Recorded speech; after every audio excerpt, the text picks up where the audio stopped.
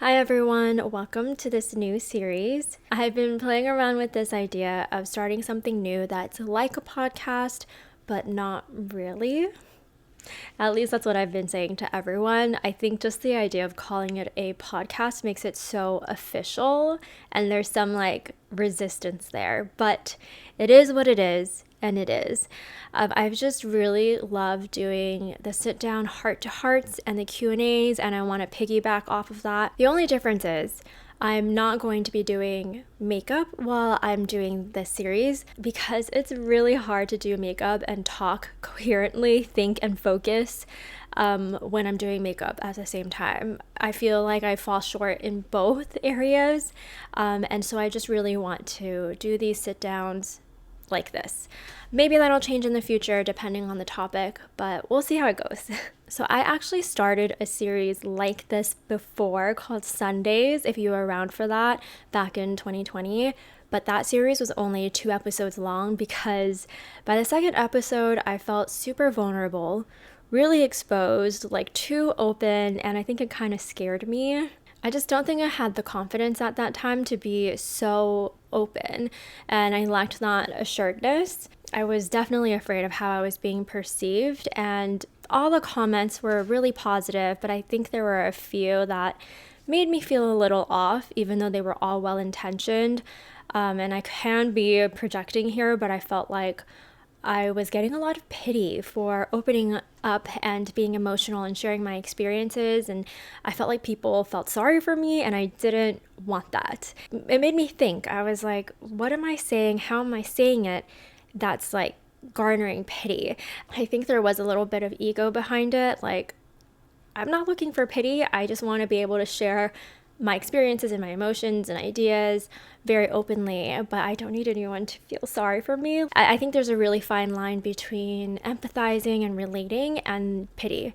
But again, I could be projecting, and the comments were all positive. It was just how I was kind of taking them in. And then the pandemic started shortly after that, which just amplified all of those insecurities. But now I think I'm in a better headspace to kind of handle it. Hopefully, fingers crossed. And I think because I've kind of taken a break from YouTube, I really miss the more personal aspect of my videos, because short form just doesn't really do that for me. Short form video content on Instagram Reels and TikTok, I feel like there's just an element that's kind of missing, and it's kind of these slower, more thoughtful, in my opinion, moments, at least in the ways that I express myself. So I wanted to start this series again, and I don't have a title for this series just yet, but this first episode is called Sandy for President. It's a little tongue-in-cheek, even saying it out loud makes me feel a little egotistical. I don't think I'm used to kind of putting myself out there in that way, but let me explain where this title came from. My grandparents on my mom and my dad's side played such a huge role in my upbringing, and they had such a huge impact on me. They helped raise me and my siblings while my parents were off at work, and I lived with my mom's parents for a big part of my childhood, and then eventually they moved out so that my dad's parents could immigrate and live with us. I feel like I'm getting a little emotional because I am just so fond of them and my memories with them. And my grandparents on my dad's side, actually, my grandfather spoke really good English, and he helped me a lot with my homework, and my grandmother also knew a lot of English. They were both educators back in Shanghai, from what I know.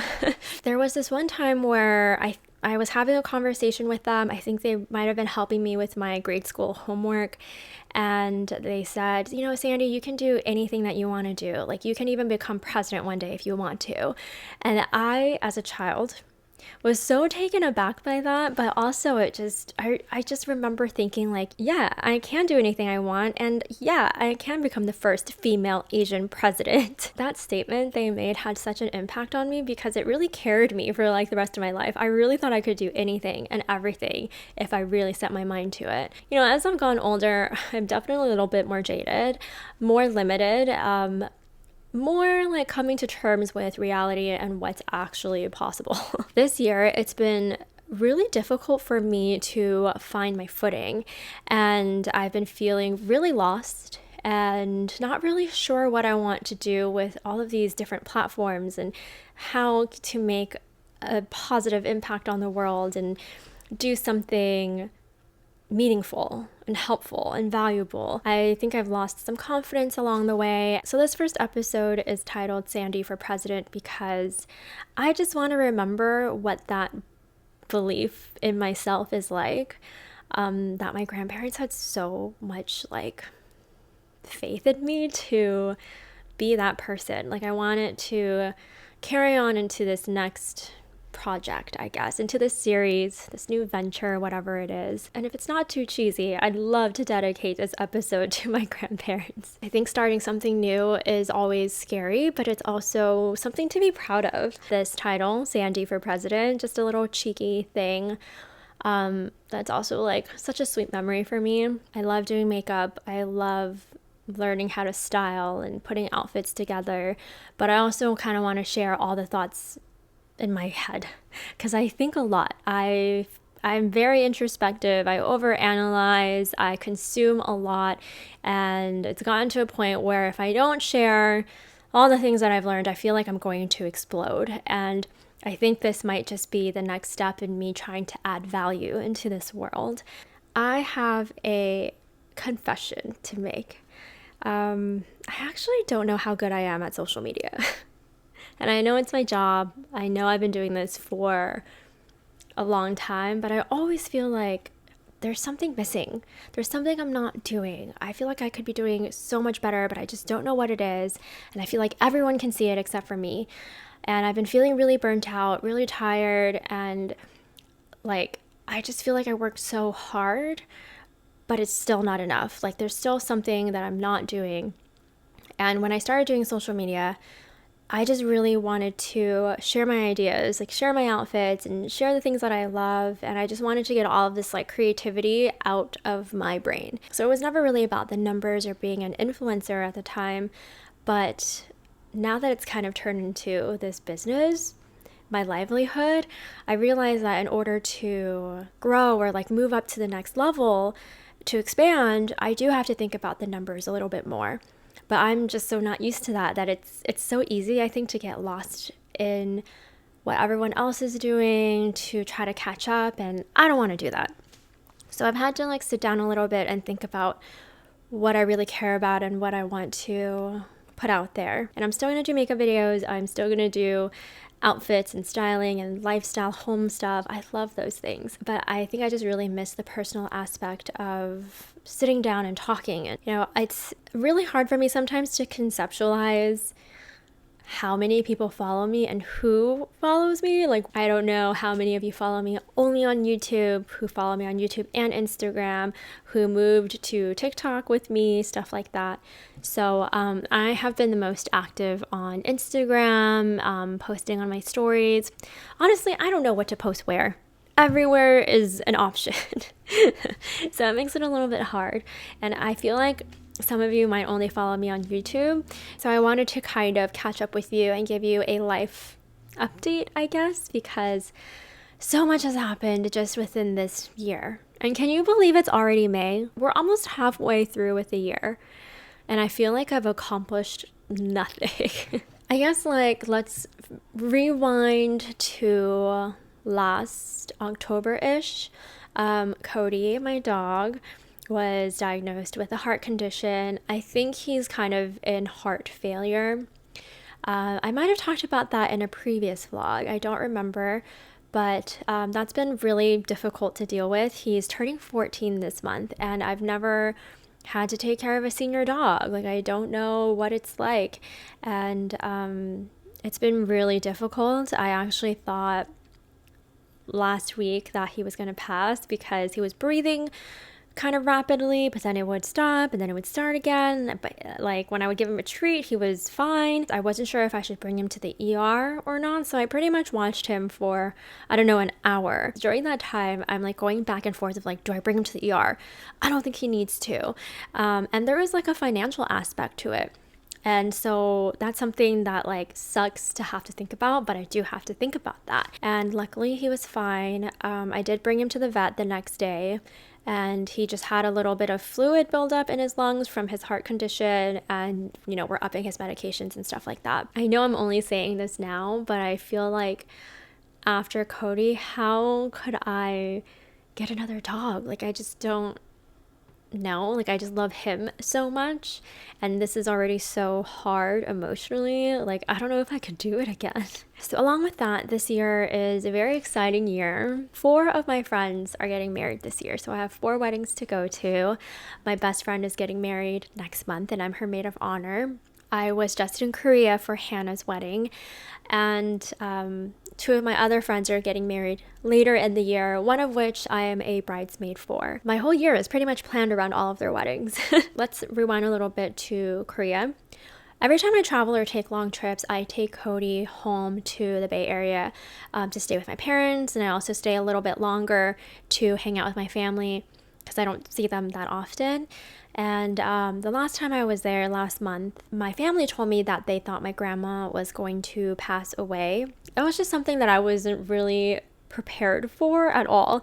Like, I drove to the Bay, and within an hour I found all of this out, and I just was shocked. It like took me a little bit to process. And there's just been like a few family stuff going on too, just more like interpersonal relationship wise that I don't want to get into right now. But overall, my grandma I think she's doing better. She had 3 different doctors tell us 3 different things, but the last doctor told us to just kind of take it day by day and make sure that she's comfortable. And I kind of said my little goodbye to her just in case, because I don't know if I'll be able to see her again. When I was in Korea, I actually had a very emotional night after some drinks. I was back at my hotel and I just started crying. Like, I was feeling very overwhelmed. I just kept thinking, like, nothing is real. Like, what am I working so hard for? Like, is this going to be worth it? What value is this? Like, what am I doing with my life? Capitalism sucks. Like, why can't we just live in nature and like hunt and gather and live in peace? That'd be so nice, wouldn't it? And I was just like, ugh, I'm so tired of doing everything alone. Being by myself sucks. And I was telling this to my therapist when I came back, and she said something that I cannot stop thinking about. And it's given me a new perspective on what it means to be a single woman in her 30s, I guess.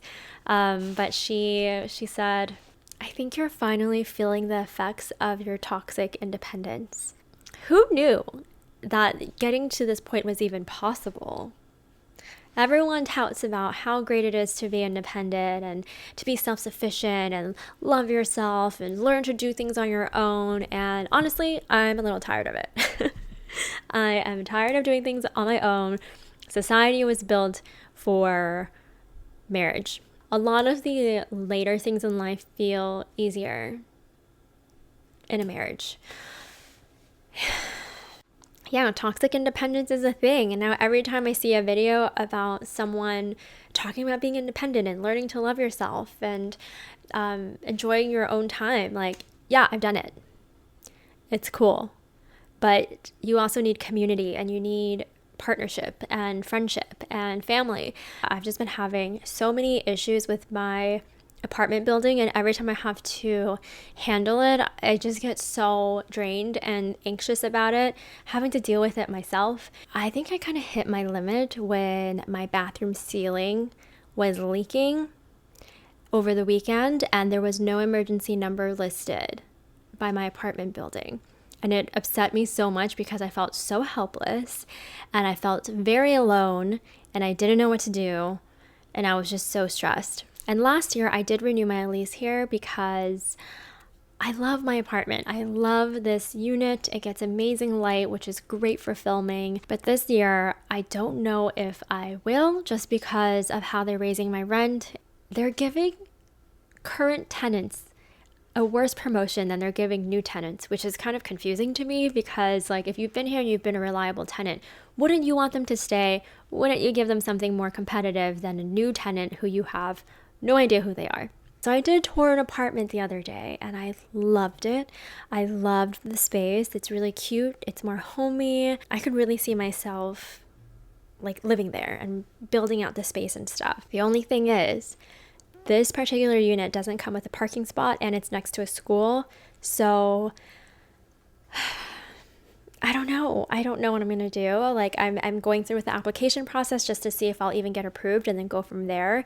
The leasing agent did say certain things about parking. I might get a spot in the future, who knows, but I'm just kind of, I've negotiated with this building as well to see if there's something they can do about the rent increase, because every year they've kind of like increased it quite a bit. So that's been occupying my mind as well. I feel like I've done everything that I can, and right now it's not in my hands and I just have to see what comes back. So pray for me that I find the best possible solution, whatever it is, whether it's here, whether it's there, or somewhere else. My mom has always stressed the importance of owning your own land and property, and I can totally see why now. There is just a lot less uncertainty, I guess, or risk. You have a lot more control than you do renting. And like renting was my ideal situation for the longest time, and now it's kind of like, no, I get it. Let's get more serious about buying a house. I did actually look into that. If that was even possible for me this year. It's not possible for me this year unless I win the fucking lottery. But it's something that I want to get more serious about as well. So that's my mini life update, we'll call it, because I have so much more to say about each one of those topics. What it's like to be a renter, getting older, your 20s, your 30s, being a people pleaser, therapy, my trip to Korea, like I could go on and on, but we'll save that for later episodes so that there will be later episodes. I really want this to be as collaborative as possible. I did start a Google form where you can submit topics or questions that we can talk about. I will link that down below. I don't know if I'm going to list this on Spotify because I don't have a name for this podcast just yet. So if you have any ideas, please let me know because I'd love to hear them. I don't know what to call this. Every podcast name out there is so cute and clever, and I've got nothing. I do like the play on words of like Sandy for president and speaking on a social platform. That's my platform. Do you get it? Yeah, welcome to my brain. I also wanted to say a quick thank you for tuning in if you were watching or just listening, and also a huge thank you to everyone who encouraged me to do this and gave me ideas. Someone told me to check out Cafe Maddie because she does really good solo podcasts, and that was really helpful. Her podcasts are so cute. This is definitely going to be a work in progress for me as I refine as I go. I just knew I had to sit down and start this because if I didn't, it's going to be another idea that I've scrapped. And I didn't want that to happen. As of right now, I don't think there's a topic that's off limits, as long as it's respectful, to everyone involved. So if you have something that you want to talk about, please submit it at the link down below. Thank you for joining me on this new project, and I hope it's something that you'll enjoy. Thank you so much for your support throughout the years. Or if you're a new supporter, it honestly just means so much to me because I know I've transitioned through a few different phases of my life, from starting off with fashion videos to cool edit videos to moody makeup videos to tutorials to now this.